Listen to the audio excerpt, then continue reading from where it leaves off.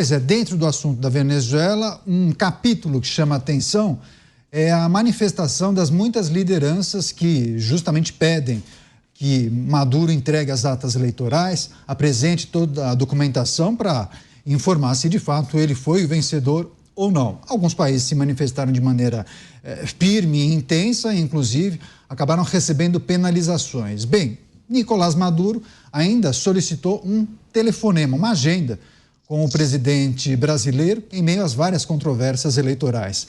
Maduro, declarado vencedor com pouco mais de 51% dos votos, enfrenta desafios da oposição que alega uma vitória de 70%. Em resposta a essa pressão internacional, prometeu divulgar as tais atas eleitorais para comprovar a sua vitória. Bem, o Brasil, apesar de relações tensas e de afirmar que só reconheceria os resultados após a divulgação das atas, manteve sua diplomacia ativa com a Venezuela. Mota, ditador venezuelano, solicitando uma agenda com o presidente brasileiro, um telefonema para tratar das últimas questões que envolvem o pleito contestado lá na Venezuela. Bom, qual lhe parece o objetivo de Nicolás Maduro? Pedir conselhos, talvez uma ajuda ao líder brasileiro? E o que o nosso presidente deve fazer? Aproveitar, inclusive, o momento para ser um pouco mais enfático e falar: Maduro, entrega as atas. Caniato, há uma frase do cantor e compositor Nelson Gonçalves que é muito apropriada para esse momento. O primeiro verso da canção diz assim: risque meu nome do seu caderno, pois não suporto o inferno do nosso amor fracassado. Outra frase muito apropriada vem do livro O Pequeno Príncipe. É um clássico da literatura francesa. É bom falar desse clássico, já que a França está aí no noticiário, nem sempre de uma forma positiva. A frase do Pequeno Príncipe diz o seguinte: tu te tornas eternamente responsável por aquilo que cativas. No relacionamento entre o atual governo brasileiro e o regime venezuelano, há muita responsabilidade envolvida e há também muitos cativos. Porque política não é só a arte de estabelecer relacionamentos. Política também é a arte de saber o momento de romper os relacionamentos. E aí vem à memória uma outra frase, essa atribuída ao político Pinheiro Machado. Parece que é uma frase de 1915, no tempo das carruagens. E esse político saía de carruagem de um local onde havia uma multidão enfurecida com ele. E ele deu a seguinte instrução para o cocheiro que estava pilotando a carruagem: não saia tão devagar que pareça uma afronta, nem tão depressa que pareça covardia. Muito bom, Mota. Agora você, Dávila, bem, Maduro vem sendo cobrado de maneira muito enfática por alguns líderes mundiais, mas principalmente da América do Sul, que não foi o que vimos, pelo menos, do presidente brasileiro, que ainda não se manifestou de maneira mais contundente, apesar das várias cobranças. O que pode dar a entender para Nicolás Maduro que aqui, no nosso país, ele tem um parceiro, um amigo. O que a gente pode esperar dessa conversa e qual seria o posicionamento? É uma oportunidade tanto também para o presidente brasileiro, não, Dávila? O presidente brasileiro, como a comunidade internacional, deveriam estar unidos em dar um ultimato a Maduro. A reeleição ocorreu no domingo passado. Não é possível que até agora não tenha atas. É óbvio que tem ata. Portanto, não divulgar as atas é corroborar com a fraude de Maduro. Por quê? Porque Maduro vai ficar enrolando, e se ele demorar 6 meses, 4 meses para mostrar as atas, o que isso significa? Significa que essa eleição não tem mais valor algum.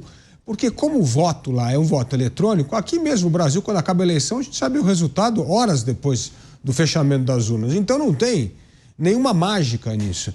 Os resultados já estão aí. Maduro está escondendo porque sua derrota fragorosa está estampada no voto da maioria da população venezuelana. Portanto, é hora de dar um ultimato. Se essas provas não aparecerem em 24 horas, a comunidade internacional considera que a eleição foi fraudada e aí sim começa a ação política para impedir que Maduro continue no poder. Agora, não pode dar mais tempo a um fraudador de eleição que até agora, num país que teve urnas eletrônicas, não consegue apresentar as atas das eleições. A proximidade entre os dois líderes representada por essa ligação, esse pedido de ligação para tratar das questões que envolvem o pleito na Venezuela. Você, delegado Palumbo, que a gente precisa considerar quando olhamos para a relação entre esses dois líderes e o que possivelmente Nicolás Maduro deve pedir ao presidente brasileiro?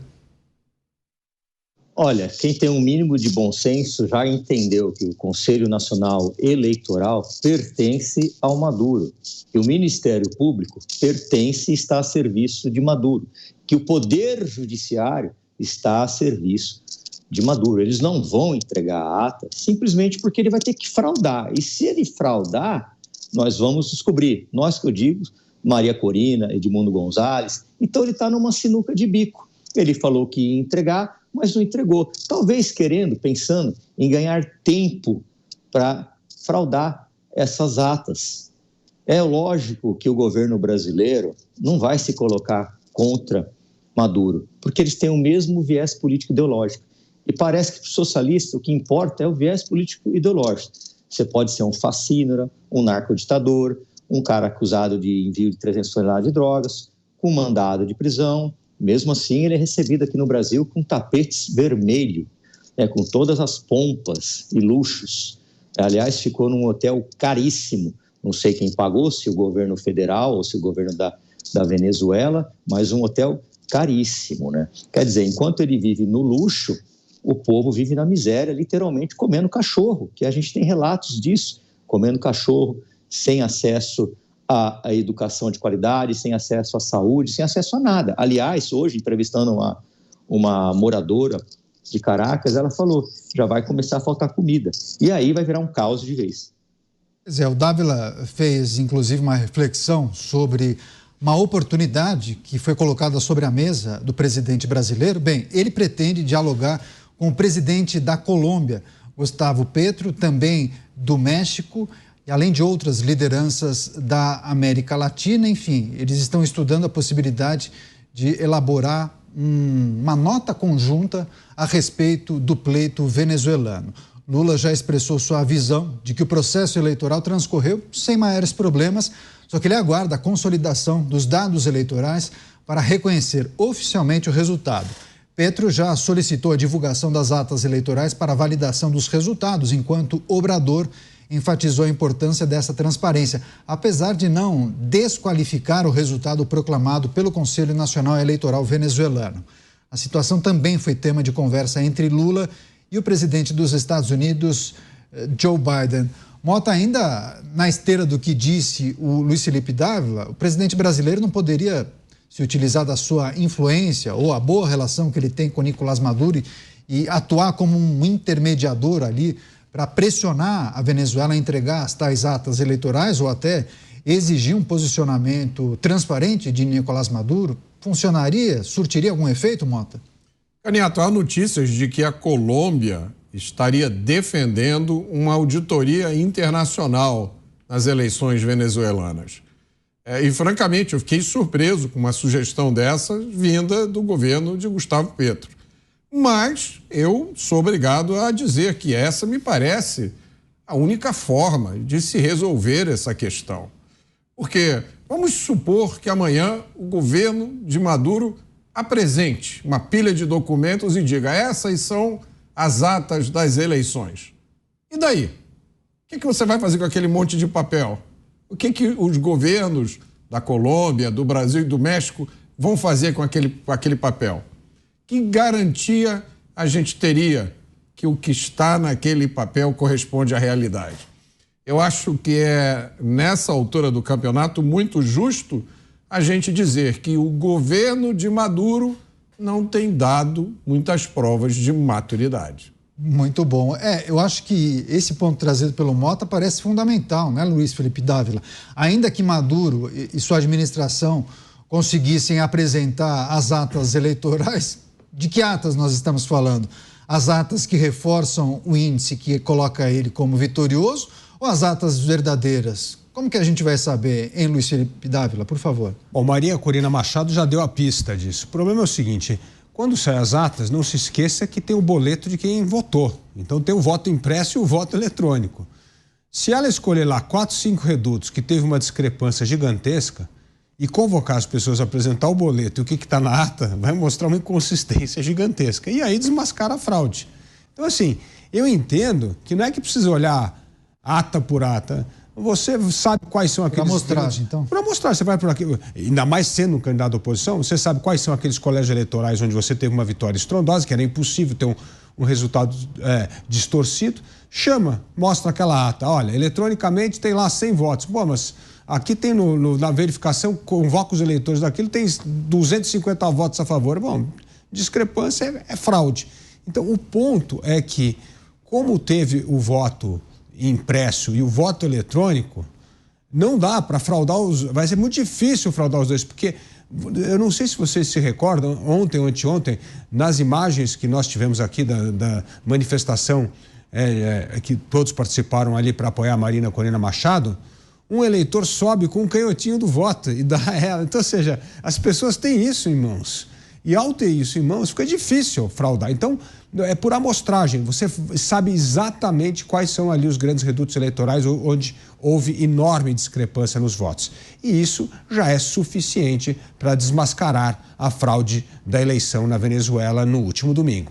Quer dizer, só para fechar essa sessão, você, delegado Palumbo, há um conjunto de elementos e informações que justamente reforça a tese que as eleições foram fraudadas, que os votos foram adulterados para indicar a vitória de Nicolás Maduro. Enfim, ele ainda não conseguiu comprovar, né, delegado Palumbo, que ele sim foi o vencedor, não apresentou as atas até agora. Possivelmente apresente em algum momento, talvez as atas adulteradas, hein, delegado? Se ele tivesse vencido, ele mostraria, mas ele sabe que ele perdeu e sabe que ele fraudou. E a fraude começou bem antes das eleições, durante as eleições e agora que ele se recusa a entregar as atas. Ele não vai entregar, porque ele não vai ter como justificar os erros, não vai ter como justificar uma pessoa falando que votou em fulano e ele dizendo na urna lá que não, esse aqui teve votos. Não dá para fazer isso, é impossível. E ele não vai dar garantia nenhuma, porque ele é um ditador. Nós já temos indícios suficientes de tudo que ele aprontou, de tudo que ele fez. O povo está aí nas ruas mostrando isso o tempo todo. O povo está desgostoso, não quer mais saber de Maduro. Não quer. Ele é tão cara de pau que ele acusa os opositores de fascistas. Né? Daqui a pouco vai começar a chamar de genocida também, né?